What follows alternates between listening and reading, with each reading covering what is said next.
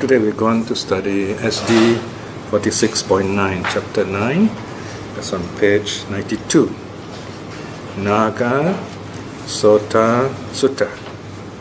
Nāga here means elephant. It's a special name for the bull elephant, the very strong male elephant. And usually it's the leader of the herd. Nāga also means dragon. So it's a very popular term in ancient, in Pali, referring to even the arhats, they're called Nagas. and Naga also is a Malay word which means dragon. So here we have the elephant discourse on the listener. So Sotā here means listener. Okay.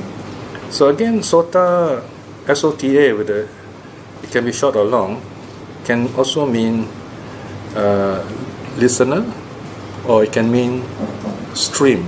So again, it's got the two meanings here. So in the word Sotāpanna, for example, some people think that we can translate the one who becomes a saint through listening, for example, which is possible, but it would be too narrow. The usual translation would be the stream that flows upwards towards nirvana, so to speak, or downwards into the ocean of liberation. So this sutta is from Anguttara Nikaya. You can look at the reference, A5.140. So whenever you see A Anguttara, that means this teaching is usually for the lay people. And Book of Fives, that means there are 5 things. And sutta number 140. So these are the 5 qualities of a truly worthy monastic. Now remember, whenever the suttas talk about monastics, about monks, very often the sutta will say, "Oh monks." It doesn't mean that the teaching is only for monks. If you look at the commentary to the Satipatthana Sutta, M10, Buddha Ghosha says that the word bhikkhu here refers to the meditator. Whenever you meditate, at that time you have the quality of a monk. Here the meaning is that the duty of a monk, the task of a monk, is to practice, to keep the precepts, practice meditation, cultivate wisdom for the sake of awakening. That's the purpose of renunciation. So we have this idea of the word bhikkhu. It's just a shorthand, a term, or we call it in technical term a synecdoche, to refer to the fourfold community: monks, nuns, laymen, laywomen. Okay, and you find this very common in the suttas. For example, when you look at the 3 refuge formula in the suttas, the formula will go something like, "I go to the Blessed One for refuge, and to the Dharma, and to the community of monks, Bhagavato Saranang Gacchami, and then Dhammang Cha Saranang Gacchami, and then Sanghan, Bhikkhu Sanghan Cha Saranang Gacchami." So it's especially mentioned Bhikkhu Sangha. But although the reference there is that this person goes to the Bhikkhu Sangha, the spirit of it refers to the noble Sangha. Because those days, if you imagine Buddha's time, the lay people, they take refuge before all those great arhats. They were all arhats. So even when they say Bhikkhu Sangha, they're referring to the arhats. And when we talk about arhats, we are also talking about the great saints, the 4 kinds of saints in this context. Right? So when we go for refuge, even the commentaries on the refuges in the Khuddaka Pata, the first book of the Khuddaka Nikaya, the 15 small books, the commentary always mention we take refuge in the noble Sangha, meaning those who are streamliners, once-returner, non-returner, arhats, because they are the ones who show us very good example. We take them as our examples, and we are inspired by their life and so on. Okay? So we don't take refuge in the conventional Sangha. The conventional Sangha also takes refuge in the noble Sangha. So this is very important to understand. Even the Buddha himself puts the Dharma above himself. So, in fact, the reality is there's only one refuge, and that refuge is the Dharma. That's the one true refuge. It's the Dharma that makes the Buddha what he is as a Buddha. It is the Dharma that makes all those noble saints what they are. Right? So the Dharma is the main, the true refuge. So what are the true refuges? Well, the Buddha is there as our refuge to remind us there is this human being who struggled very hard, who could by himself become awakened. He found the truth to overcome suffering. And this is a very important idea because no one else before him taught this kind of idea. Before that, you need the priest. You need to believe in this God, that God, make offerings, sacrifices, and then maybe the gods like you, you go to heaven. You know? But here, Buddha says you can practice on your own and become free of suffering. So we take him as the ideal to remind us that even a human being can not only go to heaven but beyond heaven, attain nirvana, be free from suffering. So it's an amazing statement made by the Buddha. Then his teaching is the Dharma. We take refuge in the teaching, that's the method, that's the path. And then number 3, there are examples, people who have benefited from this practice, that they call the Sangha members in the traditional sense, the 4 kinds of saints. So these are the 3 refuges: the teacher, the ideal of awakening, then there is the path to awakening, and there are those who are walking the path of awakening. In other words, they are saints or already arhats. Okay, so that is the noble Sangha. Here, the sutta talks about the qualities of a worthy monastic. Okay, so we're talking about monks who are training themselves in the way so that they become saints, they become good examples to us. So here, of course, we have 5 important qualities. Let's look what are the 5 qualities. Now, what's interesting here, again, we see in the Anguttara style, the Buddha talking to lay people would usually start with something which the lay people are very familiar with. In this case, elephants. When we talk about elephants, the ancient Indians would be really interested. One reason is because, how do you put it? If you talk about an elephant today, you might compare it to a tank, an army tank. So it's to the ancient kings, the elephant is very powerful mode of defense. In fact, if not for the elephant, we might be speaking Greek today. And you know why?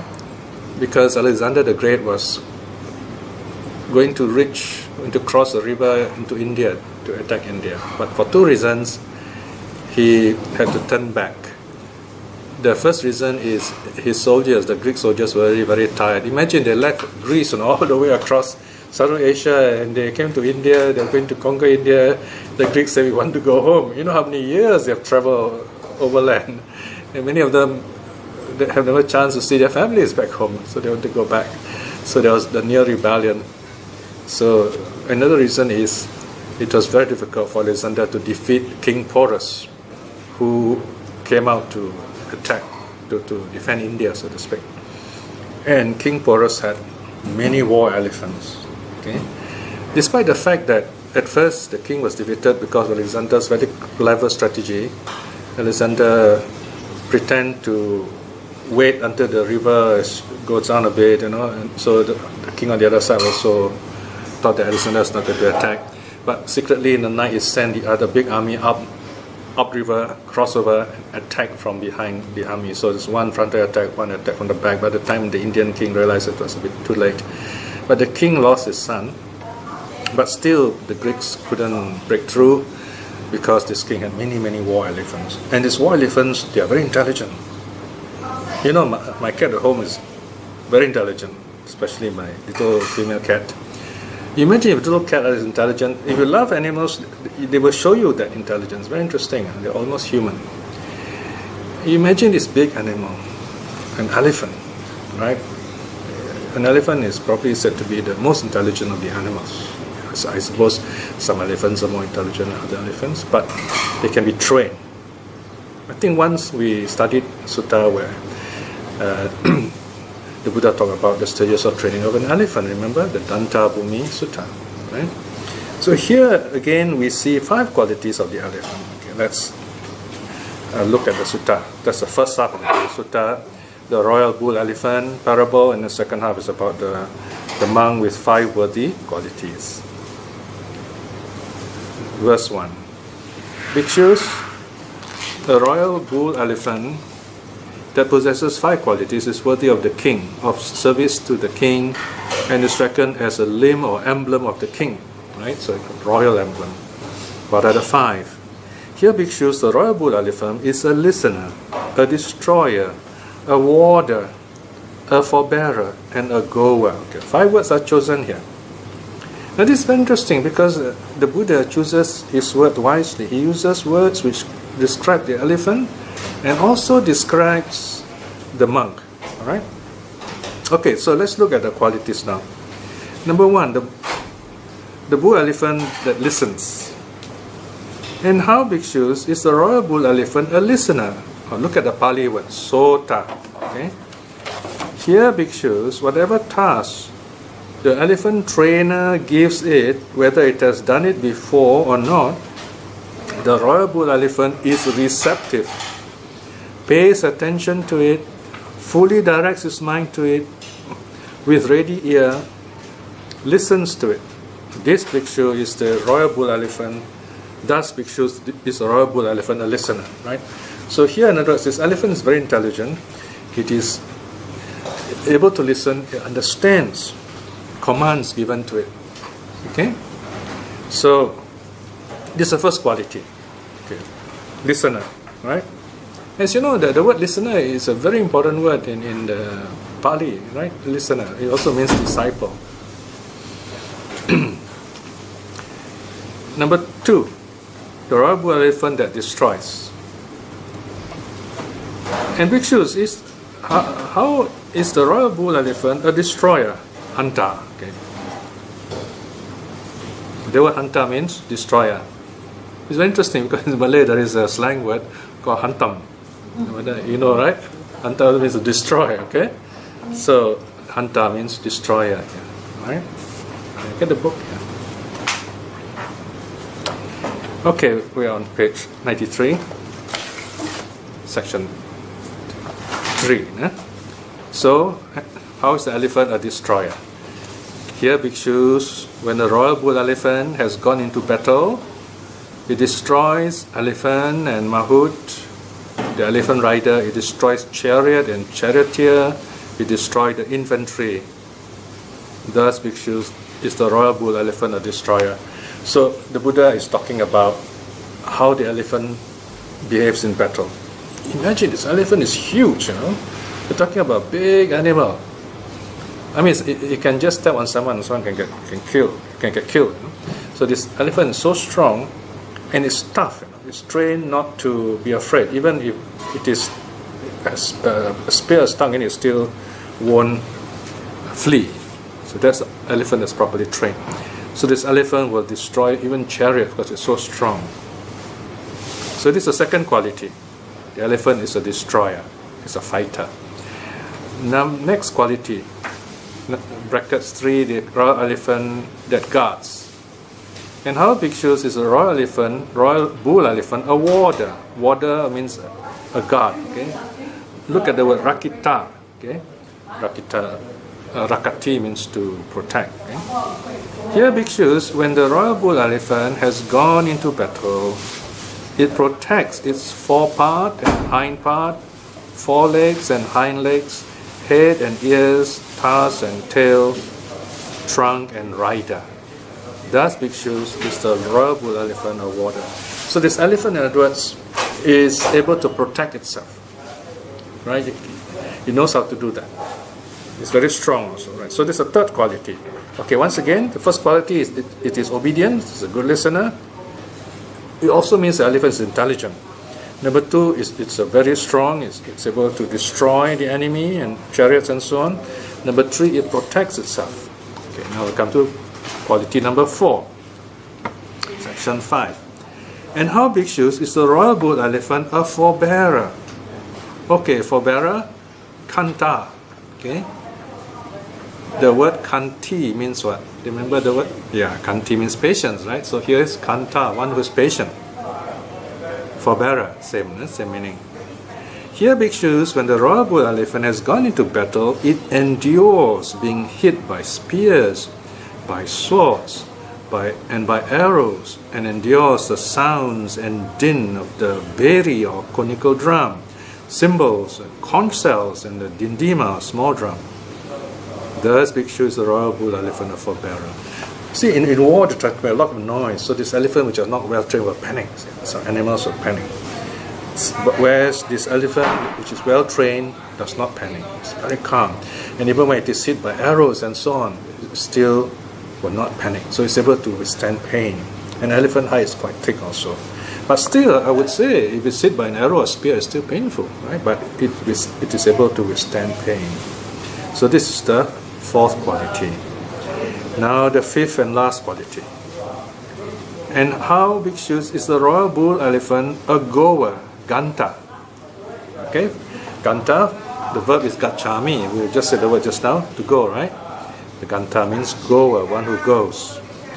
Here, bhikshus, in whichever direction the elephant trainer sends the royal bull elephant, whether or not it has gone there before, it quickly goes there. Thus, bhikshus, is the royal bull elephant a goer. This elephant is able to travel very fast. Elephants are capable of running, it can be very fast. In fact, once this doctor Jivaka, he became such a famous doctor. He was treating the Buddha, and other kings heard about him, so they want him to cure him. This particular king is called Chanda Pajota. Chanda means angry. So you can imagine his nickname is Angry Pajota. So he is very short-tempered, So imagine, he's a very dangerous king to heal. I mean, if your medicine doesn't work or it tastes bad, it's going to kill you, So this Jivaka, his doctor, is very clever, He has, you see, the point is this king is very sick and he has to give this king a purgative, something to loosen his stomach. The king doesn't like that, So that's the only way to cure him. So he went there and he told the king, he says, I must have a fast elephant. You got a fast elephant ready for me? Because immediately after you've taken your medicine, I have to get something. The king said, okay, everything arranged. So after he gave the king the purgative, he gone to the elephant, obviously the fastest elephant the king can provide. And then the king purged, so he was quite angry. So he sent his slave to catch this Jivaka on the horse, But by that time, Jivaka already reached the safety of his city, so he cannot get him back, you see. But by that time, the king was okay, and then the king was very happy after that. So those days kings are really, we say, they're very capricious, very, very dangerous, absolute power, So this is one wise doctor who ran away on the fastest elephant he could get, right? So elephants can run very fast too. Now what's interesting is look at the 5 words here which the Buddha used to describe the quality of the elephant. Look at brackets round brackets 1. Can you see that? Or number 2. What's the Pali word there? Listener? Sotā. And then further down, number 3, line 3, destroyer. What's the Pali word? Okay, Sotā, Hanta, and then further down, what's the Pali word for warder or protector? Rakita, right? Notice the words all rhyme very nicely. Sotā, Hanta, Rakita. And then section 5, forbearer, someone who's patient. What's the word? Kanta, right? Okay, you got that? Okay, number 5. And then section 6 further down, a goer is Ganta. So this is where Pali is such a beautiful poetical language. You've got 5 words. Sotā, Hanta, Rakita, Kanta, Ganta. Okay? So these are the 5 qualities of the royal elephant that is so noble and wonderful. Now the Buddha has captured the attention of the audience, because the Indian audience will be listening and say, wow, yeah, this is interesting. They'll be listening to this. And then the next thing, they know the Buddha is going to say something about the Dharma. So they'll be wondering, how is the Buddha going to link this with the qualities of the monks? Right? So here goes. Look at now next section, from 8 onwards you find these are the 5 qualities of a worthy monastic. Section 8, the Buddha continues and says, in the same way, bhikshus, a monk who possesses 5 qualities is worthy of offerings, worthy of hospitality, worthy of gifts, worthy of salutation with lotus-palms, a supreme field of merit for the world. Okay, these are the ahunayo, pahunayo, dakinayo, anjali karaniyo, anutarang punya ketang lokasa. So, what are the 5? Here, bhikshus, a monk he has got the same 5 qualities as the elephant. He's a listener, a destroyer, a warder, a forbearer, a goer. Now imagine, the Buddha has mentioned these words again, so the audience will be wondering, how can a monk can be a listener, yes, but how is he going to be a destroyer? How is he going to be a warder, right? So these are very interesting words used by the Buddha, all right? So now let's see, what's the Buddha going to teach here? Section 10. And how, bhikshus, is a monk a listener? Sotā. Here, bhikshus, when the Dharma is teaching, Vinaya is discipline, the rules of the monks, declared by the Tathagata is Buddha, is being taught, he is receptive, pays attention to it, fully directs his mind to it, with ready ear, listens to it. Thus bhikshu, is the monk a listener. So this is the first most important quality to wisdom, to intelligence, to success. Yeah? Even in class, the teacher will tell you, most important thing is to pay attention in class. The key idea in Buddhist discipleship, in Buddhist training, is listening. Remember, there's even the word for disciple. What's the word for disciple in Pali? Sāvaka, right? Sāvaka. Sāvaka means listener. There's another word coming from the word listener. Because in the Buddha's time, you don't have books like this, The Buddha didn't say, okay, pass around 500 books and then the 500 monks there, turn to page 105, There's no such thing. And moreover, the Buddha got no syllabus. It depends. Something comes up, he will use that as a topic, or he'll just teach something. And sometimes the teachings can be very long. Some of the suttas are very long, right? It might last the whole night. Sometimes the Buddha would teach, right, say from 10 a.m. right up to next morning, and everyone would sit down and listen quietly. Some of the forest monks, they even do that, I'm told that Ajahn Chah, once in a while, the monks would gather together for evening chanting, and that day, or that night rather, Ajahn Chah decided that they're not going to go to sleep. So they're going to sit down the whole night through until 4 a.m. in the morning. They would just sit down and meditate, and next morning get up and go for alms round. So they get this kind of training very much like the Buddha's time.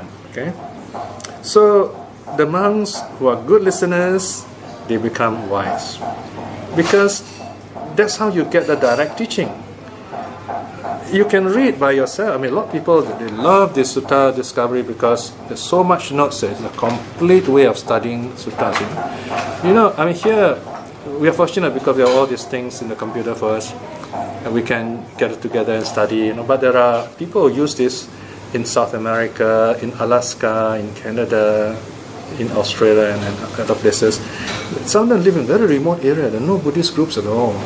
So once a week, they will communicate with me. I give them one sutta, they will read through, they check for typos and so on. So, and they're so happy, they're amazed. The sutta is so wonderful, and there's so much explanation for them. So they're very happy to be able to read the suttas, right? So, and they have no chance to listen, But now they have.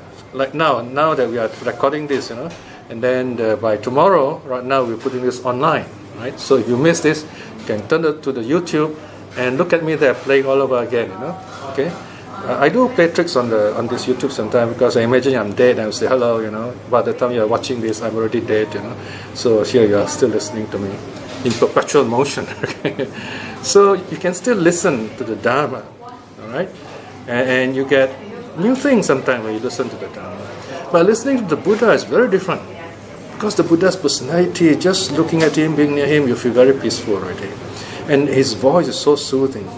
And when he talks wisdom. So imagine all the disciples, they become enlightened very fast because of this, right?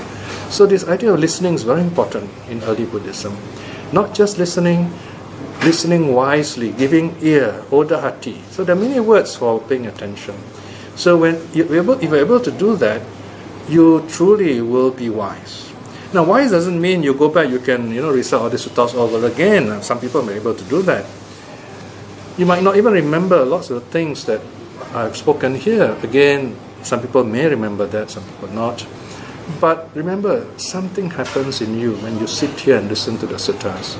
It's the way suttas are taught, not giving a public talk. That's different, You give public talk, very nice, people laugh, and then go back, they just remember the joke, nothing else. Then you got to come back to the talks again.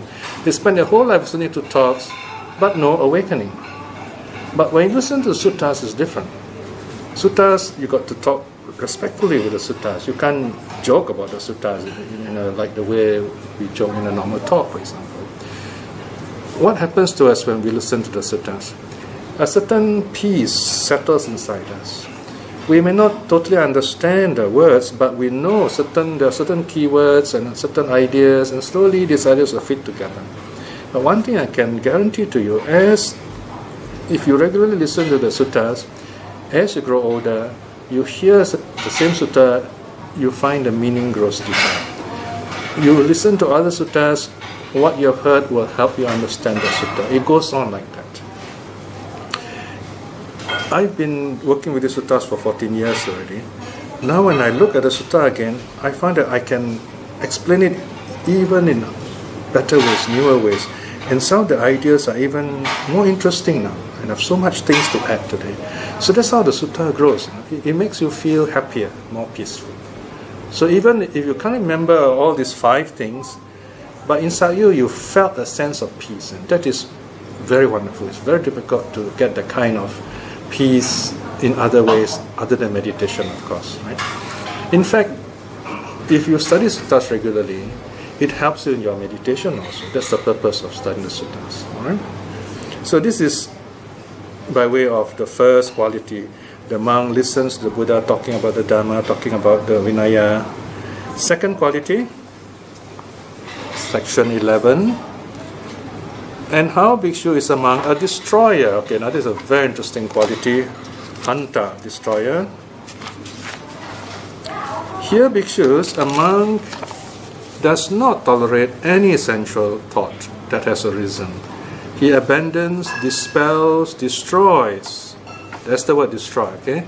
Makes an end of it, brings it to non-existence. Okay, here the Buddha is talking about how the monk trains himself. The moment a thought of desiring something, even something as much as, oh, may I have nice food tomorrow during alms round? Oh no, push away the thought, right? The monk won't think like that. Much less other negative thoughts. Here, in other words, you are nipping the negative thought in the bud.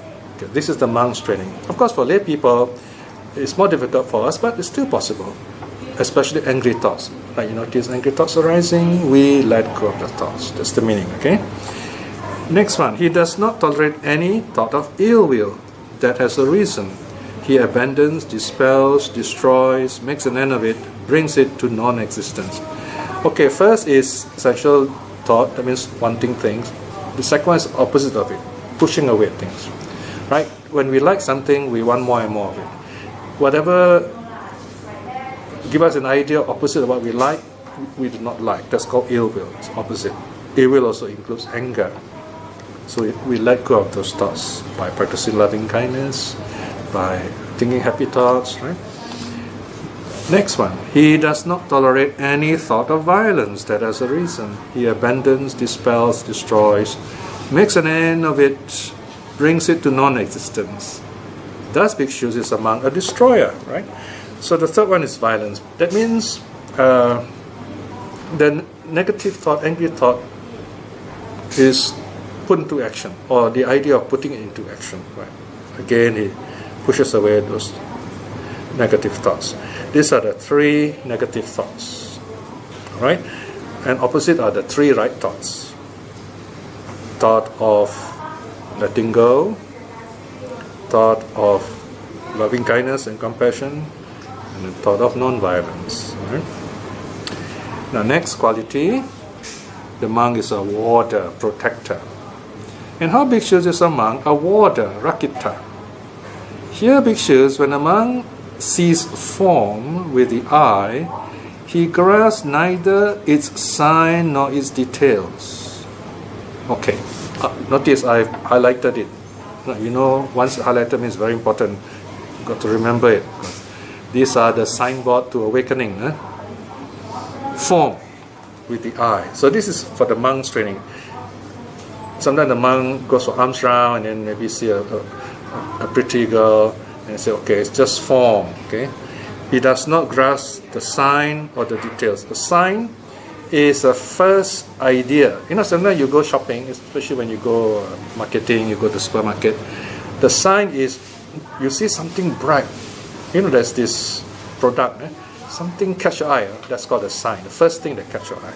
Then after that, you will look for the detail. You see color, form, wrapping, right? So that's the details. So here the instruction is, don't grasp the nimitta, the sign. That way you will not be attracted to this whatever is not to be attracted. Of course, if you go shopping and you don't want to buy too many things, don't look at it. That's the meaning here. Okay. This also helps you not to get angry, not to get upset, and so on. So remember, do not grasp the sign or the details. The sign is the first idea you get of the thing, the first sign. Okay. So long as he dwells unrestrained in the eye faculty, bad, unwholesome states of covetousness and displeasure might overwhelm him. Covetousness and displeasure, liking and disliking, will arise. You will say, oh, this is something nice, I want it. This is not nice, I don't want it. To that extent, he therefore keeps himself restrained. He practices the restraint of it. He guards the restraint of the eye faculty. He commits himself to the restraint of the eye faculty. Right? So he's restrained in the eyes. Same thing with sound. When he hears a sound with the eye, he grasps neither its sign nor its detail. Okay, the moment you hear a sound, loud sound, say, okay, mindful, sound, right? Don't follow it, don't think about it, don't get angry about it, let it go. So in that way, this monk guards himself against the effect of sounds. So same thing with us also. We have to be mindful. Mindful doesn't merely mean watching things as they are. That's one meaning, important meaning. But another meaning is to guard yourself against negative stimuli. Okay? You hear angry sound, you just say sound. You don't follow it. Sometimes the sounds are, angry sounds also make us angry. We make us unhappy also. So why? Because we start thinking how bad the sound is, and so on. So don't think like that. You use the opposite way of thinking. You use loving kindness. For example, you say, okay, first of all, this person is angry. People who are angry are not happy, right? If not happy, they are suffering. So when you think like that, you have compassion inside you, and you won't get hurt. You're not going to get affected by those negative sounds. Okay, so that's one way how we heal ourselves. Or imagine you're a loving mother. The baby cries and complains, all kinds of noise. A loving mother somehow doesn't mind all these sounds. Okay, so that's how we protect ourselves from this negative stimulus of sound. Then same thing with smell, right? When he smells a smell with the nose, he grasps neither its sign nor its detail. Like, so as long as we are restrained, we don't bother about smell. We just say it is smell. We don't get upset. I'm not saying you should enjoy the bad smell. Also, we're just saying we just take it as it is, smell, and let it come, let it go. Then you'll be all right. Number 4, taste. This one can be quite difficult if you like nice food, right? Sometimes you travel overseas, you find different country or different kinds of food, So, and we're not used to the kind of food they have. So, what do we do, right? Well, if you're hungry, you find you eat anything anyway, right? So you be mindful about it. So when it comes to taste, you're mindful of the taste. When you say mindful, you also know what kind of taste you can take. Well, for example, some kind of taste will be very hot, right? Hot, chili style hot. I mean, you can't take that; it will hurt in your mouth. So you have to be mindful of all these things. So once you are mindful of this, at once you know, okay, I can take this, I should not take that, and then you know when to stop. Here, the Buddha gives a very interesting hint. He says, to really stay healthy, he tells the monks, stop eating before you feel full. The Buddha sometimes can be quite humorous, it's not easy to practice. How do you stop before you feel full? you won't know until you feel full, right? So in other words, you got to stop early, You should not wait until you're really full. Notice, even after you finish your whole plate of whatever you're eating, you still don't feel full, The fullness comes a little later. Because the food takes time to settle and get, somehow the stomach juices will mix with the food, and food expands, I think. So you got to know roughly when to stop, okay?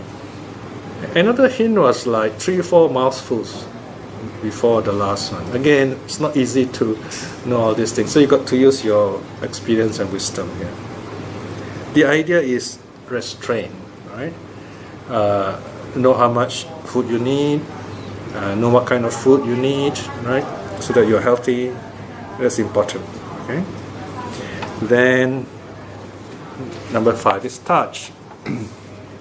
When he feels a touch with the body, he grasps neither its sign nor its details. Okay, here touch means anything that you can feel, including temperature, warm and cold.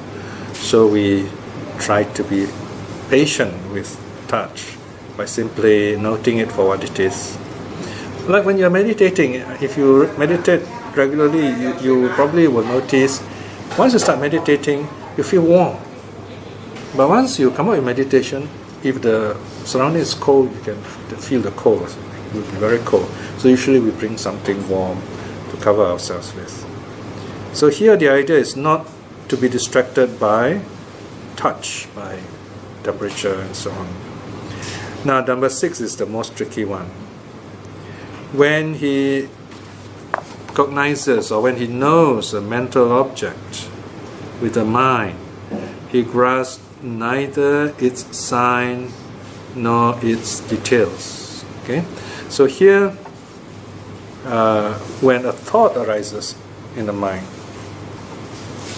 we just take it as a thought. Do not get lost in it. We can control our thoughts. People who get very worried is because they follow the thoughts. So just tell yourself, it's just a thought. Or thinking, and then silence, smile at it, let it go. Okay? Don't get carried away with the thoughts that's troubling you. It's just a thought. Okay? So this is how you restrain your thoughts. Just make a note here on the word cognize. You can also translate as know, when he knows a mind object. The word cognize has got a lot of meanings to it, like imagine, intent, and so on. So here you are. In this case, the monk restrains himself in these 6 ways.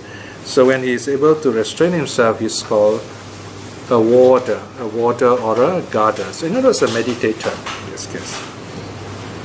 Now, the next quality, the monk is a forbearer. And how bhikshus is among a forbearer, kanta, someone who is very patient. Here bhikshus, a monk bears heat, cold, hunger, thirst, the touch of mosquitoes, flies, the wind, the sun, and creeping creatures, endures the ways of words, ill-spoken, unwelcome, and arisen bodily pains that are painful, and arisen bodily feelings that are painful, racking, sharp, piercing, repugnant, disagreeable, deadly. Thus bhikshus, the monk is the monk a forbearer. So here, you see, some of the monks, they live alone in the forest. If they fall sick, nobody will know. So they have to be strong. So here we have 3 categories. Now, one is external. The first line, external, what we call discomfort. Then number 2, social, like words people say. And then number 3 is internal, right? So here the Buddha advising us be strong, okay? Be patient. Even when it is too hot or too cold, right? In Sigalavada Sutta, remember the Buddha says the lazy person will find an excuse not to work. Too hot, too cold, what else? Too full, too tired, too early, too late. Okay, so the Buddha said the lazy will come with all kinds of excuses. The fun part is those who do not know the excuse in the ritual, they say, "Oh, now I got 6 excuses of not working." So here, some of the things I mentioned here, right? Imagine the monks meditating in the forest, so the mosquitoes come and bite, Of course, some monks overdo it. For example, they say, "Oh, I don't like mosquitoes bite me. So take as much blood as you like," and so on. Well, I suppose it's very compassionate, but it's not very comfortable, and you might get sick also. So this is where it's up to you how patient you want to be. Of course, it is quite normal for us to take care of ourselves, to apply some lotion that will keep away these insects, especially when you go for meditation, you go for retreats. So this is where, when you go for retreat centers, they're not comfortable like home. Sometimes you don't have warm water, for instance, it's very cold, right? So it's a good way of training yourself to be patient. That's why when we go for retreats, we normally go to retreat centers which are far away. Of course, nowadays monks are supported by very rich people, so very nice centers, very much like hotels nowadays. So it's quite comfortable. Some of the places are more comfortable than home actually. So you can meditate in comfort. But even then, the best place to meditate is always in the open, under a tree, in the open air, especially when the weather is nice. So that's why when you sit, then you find you might encounter mosquitoes and so on. And if you go to Australia, when you're meditating, as you sit down there, you open your eyes, there could be a kangaroo in front of you, So what do? But don't panic. That's the first thing. Don't panic. Just send a lot of metta. Maybe you have a lot of metta, so this kangaroo came near you. Normally they won't come so near. They're afraid of human beings. Then they'll go away because they won't attack you unless you attack them. Okay? And even snakes sometimes come in. This forest will talk about snakes and scorpions. So you just sit very still. They will come and they will go. Right? Or you can gently just flick them away, or something like that. Right? Anyway, whatever it is, if you are you go to a clean place, you prepare yourself well, you'll be okay. Okay? The idea is to be patient. Right, then the last one, the monk who is a goer. Okay? And section 14. And how bhikshus is a monk, a goer, ganta. Here, bhikshus, a monk, arrives in those quarters where in this long journey he has never been before. That is to say, the stealing of all formations, the relinquishing of all substrates, the destruction of craving, the fading away of lust, the ending of suffering, nirvana. He himself quickly arrives at this. Correct. Let's make a note. Typo. Thus, bhikshus is among a goer. Okay, this last one is a very difficult one. This one is about nirvana, You notice in this translation, I follow a style called something like picture words, I arrange the words in such a way, if it's very difficult, each line is indented to give an idea. So these are the stages of awakening. The first one is stealing of all formations. Formations are your thoughts, right? So when you meditate, for example, you watch your breath. And after you watch your breath, you find your breath slows down, but there's still thoughts. So you calm your mind until the thoughts also calm down. Okay, that's called sankhara.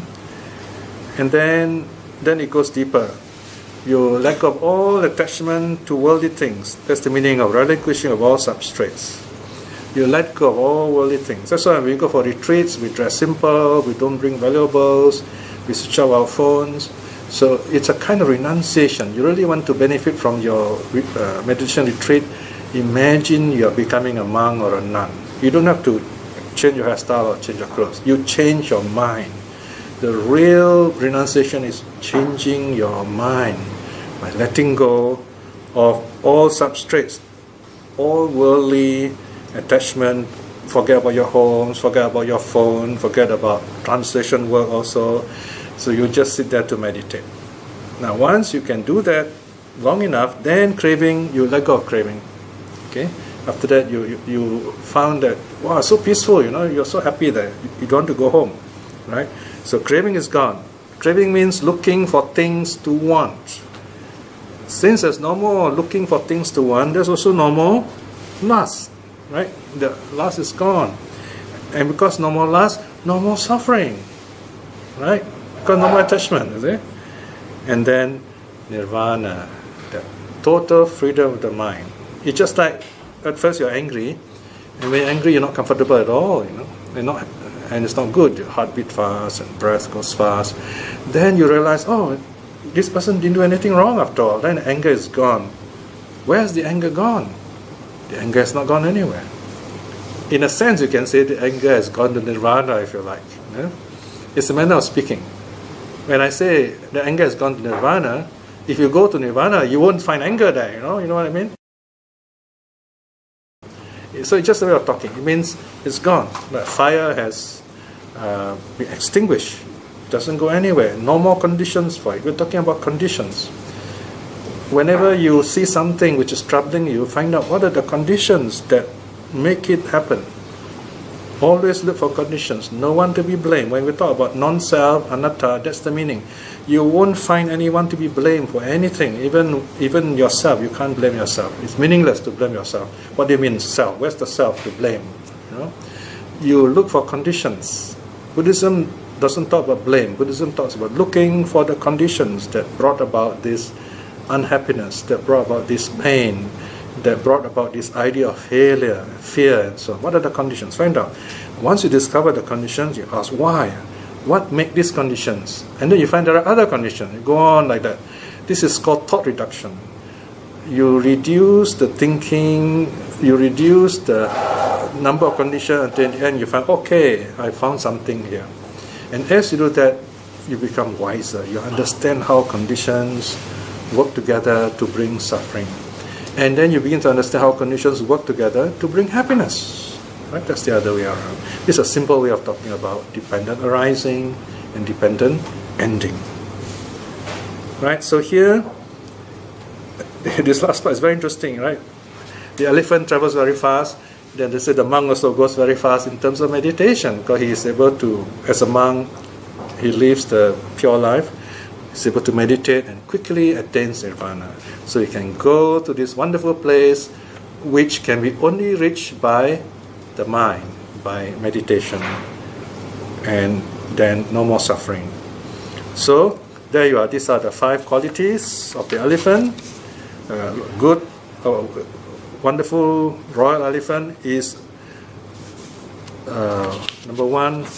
What quality is it? Number 1? It's a listener. What is the Pali word? Sotā. This elephant is a destroyer. What's the Pali word? Hanta. This elephant also is a warder or protector. Rakita. This royal elephant is a forbearer. Kanta. Very patient.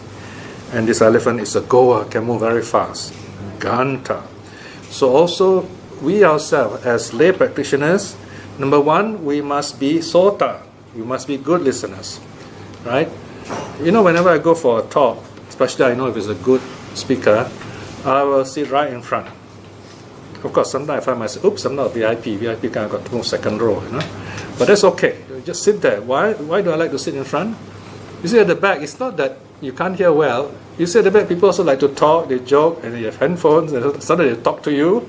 And here comes the interesting part, You listen, you're going to get enlightened. And person Mara talks to you, you're gone, the part you didn't hear, Just that part where you need to listen, someone's talk to you, or your phone rings, all right? Then you miss it. You miss the part. That's why it's best to switch off your phone, But sometimes, even if you're polite, you go out, you answer the phone, you miss the interesting part. And then you got to watch the whole thing again. It's nothing like listening to the whole talk like a piece of music, right? So it's always best to sit in front of your chance, So it's not that you're a VIP, but importantly, you're a very, very interested person, VIP, okay? So that's another meaning. So you sit right in front, okay? So, in fact, there are a lot of talks about this. You know, the Buddha says the true disciple comes up front. The word upasaka. Now, you know the word for lay disciples, upasaka, upasika, right? Okay. What does it mean? Upa. Upa is very close to the English word up close, right? The upasaka is someone who comes up close to the Buddha, close to the teacher, to listen, so that they can listen well. Come up close means social distance, so it means outside arm's length, okay? Like this is up close already, you know? So that you can listen clearly to the Dharma. This is especially important in the Buddha's time. They don't have PA system, you know, right? So you got to sit up close, right? And then you direct your ears, attention to the Dharma. That's how wisdom arises. And as lay people, lay followers, you also should be destroyers, right? Hanta. What do we destroy? We destroy negative thoughts. Immediately any negative thoughts arise, we let it go, nip in the bud. That's the easiest. Because if you wait, it's going to be very difficult. Okay? So next time you go shopping again, you ask yourself, do I really need this? Right? You find you don't need it. You know? Notice you go shopping, you say, I only need 5 things, but you come back with 20 things. You know, right? That's the way the shopping mall wants you to do. You know, so you tell yourself, I don't need this, so you don't have to buy. Okay, so that is number 2. Then, as a lay person, we need to be a warder. We need to guard ourselves also. Here, how do we do it? Here. Yeah, okay, here so we learn to let go whatever is distracting, okay? Here you can say practice letting go. The previous one, destroyer, is when negative thoughts arise, you use the opposite.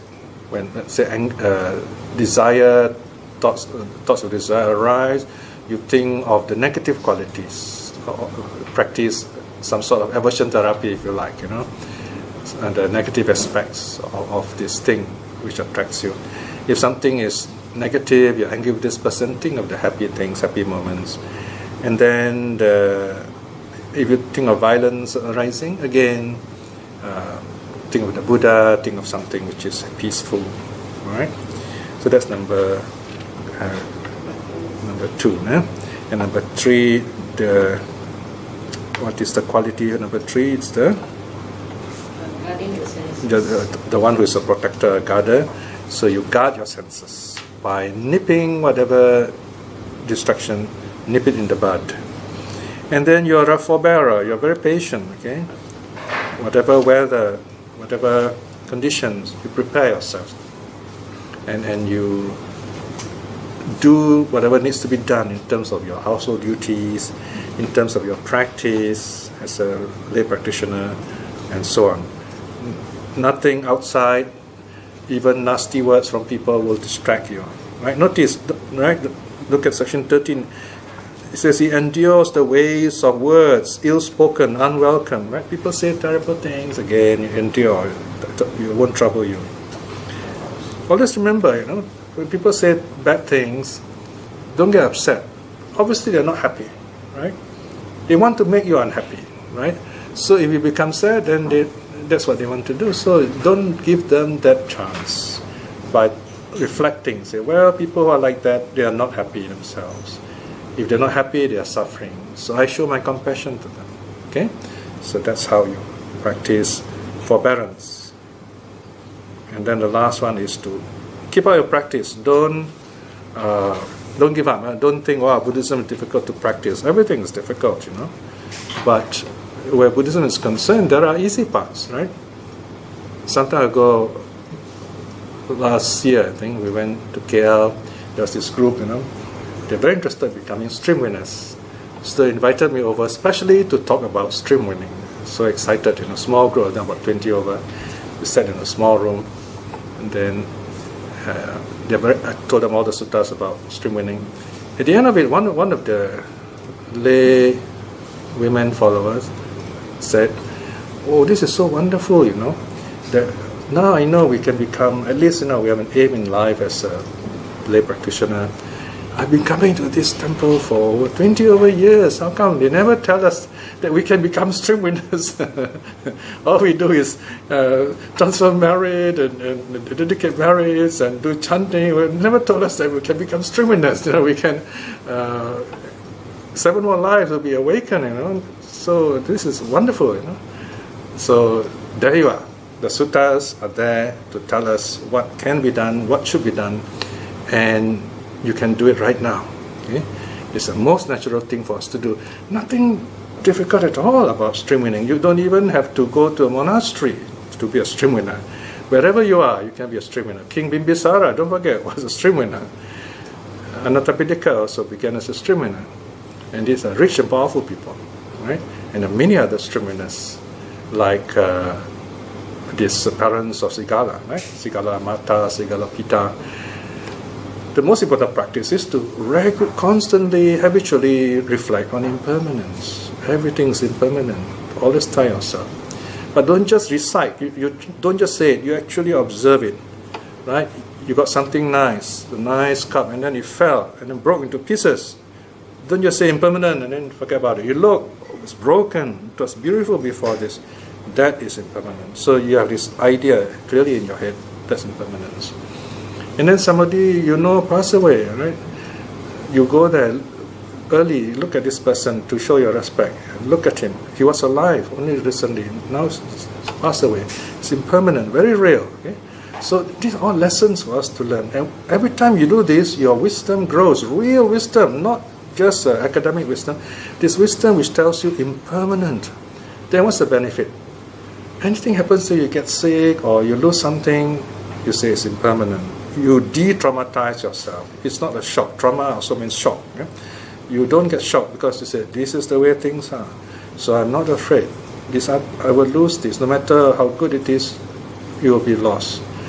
But as long as I remember it, it won't be lost. As long as I practice the Dharma, I will not feel fear. I will not be afraid.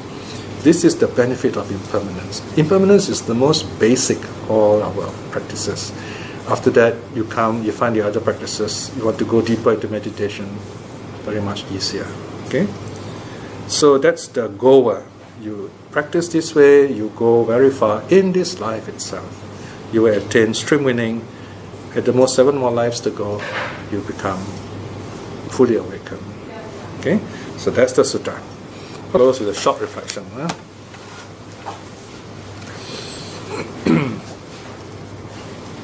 Whenever we gather together, we are enjoying this very wonderful past good karma.